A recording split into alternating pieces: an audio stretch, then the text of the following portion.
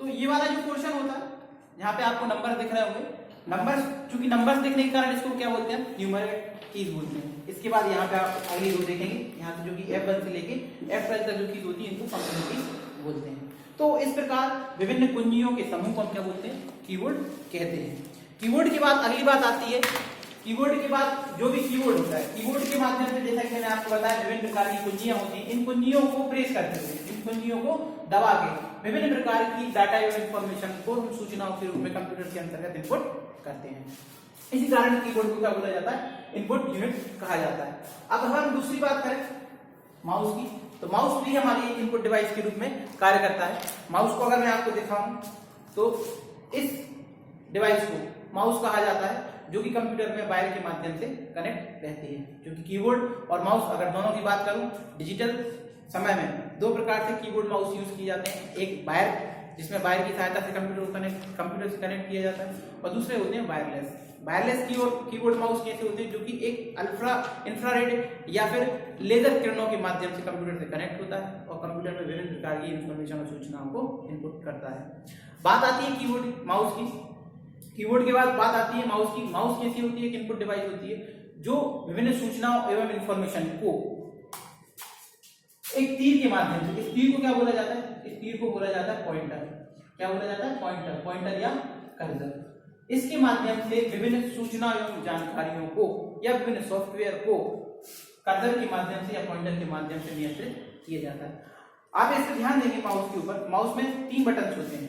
पहला बटन ये होता है और दूसरा बटन ये होता है और बीच में एक बटन होता है जिसको बोला जाता है स्क्रॉल। पहला बटन जो होता है इसको हम बोलते हैं लेफ्ट क्लिक। क्या बोलते हैं, लेफ्ट बटन। क्या बोलते हैं, लेफ्ट बटन।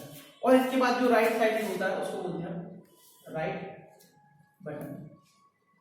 बीच में जो पहिए-नुमा संरचना होती है, बीच में जो पहिए-नुमा संरचना हो रही है, जैसा कि आप देख पा रहे हैं, इस पहिए-नुमा संरचना को बोला जाता है स्क्रॉल। क्या कहा जाता है, इसको कहा जाता है स्क्रॉल। स्क्रॉल के माध्यम से क्या किया, चूंकि लेफ्ट क्लिक, अगर आप लेफ्ट क्लिक की बात करें, लेफ्ट बटन की बात करें, लेफ्ट बटन के माध्यम से जैसे ही किसी भी सॉफ्टवेयर को या किसी भी ऑब्जेक्ट को कंप्यूटर के अंतर्गत सिलेक्ट किया जाता है। इसके बाद बात करें राइट बटन की, तो राइट बटन के द्वारा विभिन्न प्रकार के सिस्टम की प्रॉपर्टीज को चेक किया जाता है। तीसरी बात आती है स्क्रॉल की, जिसे हम पहिया भी बोल सकते हैं कई बार, है ना। तो इसके माध्यम से क्या किया जाता है कि पेज को ऊपर नीचे किया जाता है। तो इस प्रकार से विभिन्न सूचनाओं को पॉइंटर के माध्यम से, माउस के द्वारा पॉइंटर के माध्यम से क्या करते हैं, हम विभिन्न प्रकार के ऑब्जेक्ट्स को, सॉफ्टवेयर्स को या इंफॉर्मेशन को सिलेक्ट करते हैं। तो इस प्रकार चूंकि माउस हुआ, माउस के माध्यम से हम क्या करते हैं, विभिन्न प्रकार की सूचना और जानकारियों को कंप्यूटर के अंतर्गत सिलेक्ट करते हुए इनपुट करते हैं। इसी कारण माउस को हमने क्या बोला, इनपुट डिवाइस कहा। तीसरी बात आती है हमारी टच स्क्रीन। वर्तमान में आप सभी लोग एटीएम का यूज करते ही होंगे। अगर एटीएम का यूज नहीं करते तो आप टच स्क्रीन मोबाइल का यूज कर रहे होंगे, ठीक है। जिसमें टच स्क्रीन मोबाइल का उपयोग कैसे करते हैं, जो भी सूचना और इन्फॉर्मेशन है, उन इन्फॉर्मेशन को हम फिंगर की पोजीशन से टच करके विभिन्न सूचना और इन्फॉर्मेशन को कंप्यूटर के अंतर्गत इनपुट करते हैं। तो टच स्क्रीन भली भांति आप परिचित होंगे, क्योंकि कंप्यूटर में स्क्रीन को छूकर विभिन्न प्रकार की सूचना एवं जानकारियों को कंप्यूटर के अंतर्गत इनपुट कर रहा है। इसी कारण ये डिवाइस कैसी होती है, इनपुट यूनिट के अंतर्गत आती है। अगली बात करते हैं जॉयस्टिक। जॉयस्टिक का बेसिकली अगर आपने देखा होगा, प्ले स्टेशन वगैरह आप यूज करते हो, गेम्स खेलते हो, अगर गेम्स में आप रुचि रखते हो, जैसे आप पबजी का आपको बेसिकली अभी उदाहरण पता ही होगा कि पबजी एक गेम है। इसी प्रकार गेम के रूप में पुराने दिनों को आप याद करेंगे जब आप मारियो या अन्य प्रकार के जो बेसिक गेम्स खेलते थे, तो उसमें एक रिमोट हुआ करता था। उस रिमोट में इस तरह से बटन हुआ करते थे, बटनों को हम प्रेस करते थे और इस तरह से ऑब्जेक्ट को आगे पीछे या रन करा देते या गोलियां चलवाते थे। इस प्रकार से विभिन्न प्रकार के ऑब्जेक्ट के माध्यम से हम जॉयस्टिक का यूज करते हैं। जॉयस्टिक का बेसिकली यूज किसके लिए किया जाता है, इनपुट के लिए यूज किया जाता है, लेकिन यह एक गेमिंग डिवाइस होती है। गेमिंग डिवाइस मतलब यहाँ पे गेम्स में जो भी ऑब्जेक्ट्स होते हैं, उन ऑब्जेक्ट्स को कंट्रोल करने के लिए, मूव करने के लिए, विभिन्न प्रकार के मल्टीपल टास्क परफॉर्म करने के लिए बटनों का यूज करते हैं, एक स्टिक का यूज करते हैं, इसे जॉयस्टिक कहा जाता है। तो जॉयस्टिक एक इनपुट डिवाइस है जो कि गेम के लिए यूज की जाती है। ये गेम के लिए, ये इससे इंटरेक्ट कराने के लिए, माने बच्चों को कंप्यूटर सिखाने का सबसे अच्छा माध्यम माना जाता है जॉयस्टिक, जिससे बच्चा क्या होता है, जॉयस्टिक को पकड़ना सीख जाता है और कंप्यूटर के साथ धीमे धीमे उसकी रुचि बढ़ती जाती है और कंप्यूटर को धीमे धीमे सीखना स्टार्ट कर देता है। तो बेसिकली जॉयस्टिक एक इनपुट डिवाइस है जो स्क्रीन के अंतर्गत, कंप्यूटर के अंतर्गत विभिन्न प्रकार के ऑब्जेक्ट्स को मूव करने के लिए या नियंत्रित करने के लिए उपयोग किया जाता है। बात अगली आती है स्कैनर की। तो स्कैनर से आप भली भांति परिचित होंगे।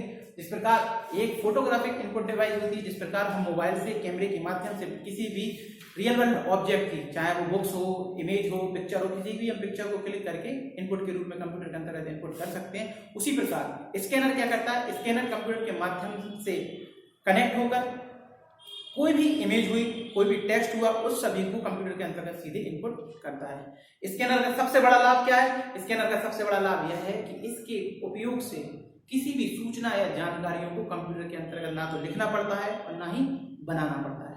स्कैनर की तकनीक पे कई प्रकार की डिवाइसेस होती हैं जो स्कैनर की तकनीक पर कार्य करती हैं। उनका अगर हम देखें तो नंबर 1 होती है OCR, नंबर 2 होती है OMR, नंबर 3 होती है MICR और नंबर 4 होती है नंबर 3 तक की MICR। ये तीनों की तीनों जो डिवाइस होती है, ये तीनों की तीनों डिवाइसेस जो होती हैं वो स्कैनिंग तकनीक पर कार्य करती हैं।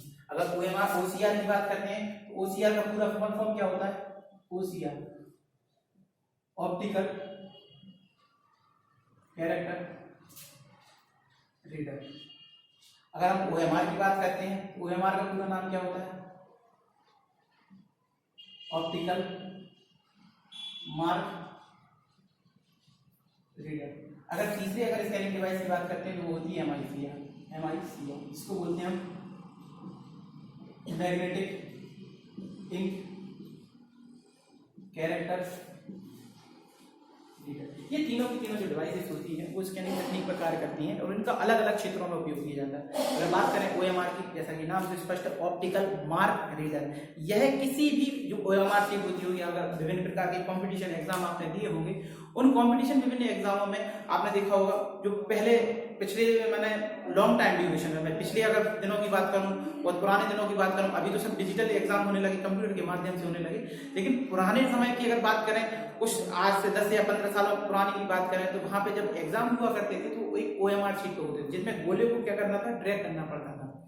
तो जब वो सीट्स पे जो गोले रहते थे उन गोलों को हम ड्रैग करते थे, उन सीट्स के गोलों को रीड करने के लिए या मार्क को रीड करने के लिए, जैसे अपन राइट मार्क लगाते हैं या गोले को ड्रैग करते हैं, तो इनको रीड करने के लिए एक तकनीक का उपयोग किया जाता था, उसको बोलते हैं OCR, जिसका पूरा नाम होता है ऑप्टिकल मार्क रीडर। मतलब कंप्यूटर के माध्यम से चिन्हों को या चिन्ह की उपस्थिति को चेक करना और उसके हिसाब से परिणाम तैयार करना OCR तकनीक के माध्यम से किया जाता है। अगर दूसरे शब्दों में कहूं तो OCR तकनीक जो उपयोग की जाती है वह तकनीक किसके लिए यूज की जाती है? इनडायरेक्टली अगर मैं कहूं तो एग्जाम ओरिएंटेशन के लिए ही उपयोग की जाती है। विभिन्न प्रकार के परीक्षा परिणाम या एग्जाम होते हैं, जो विभिन्न प्रतियोगी परीक्षाओं के जो परिणाम होते हैं, जिनके रिजल्ट जल्दी तैयार करने होते हैं, उसके लिए OMR शीट का जो यूज किया जाता है, उस OMR शीट को पढ़ने के लिए OCR तकनीक का उपयोग किया जाता है।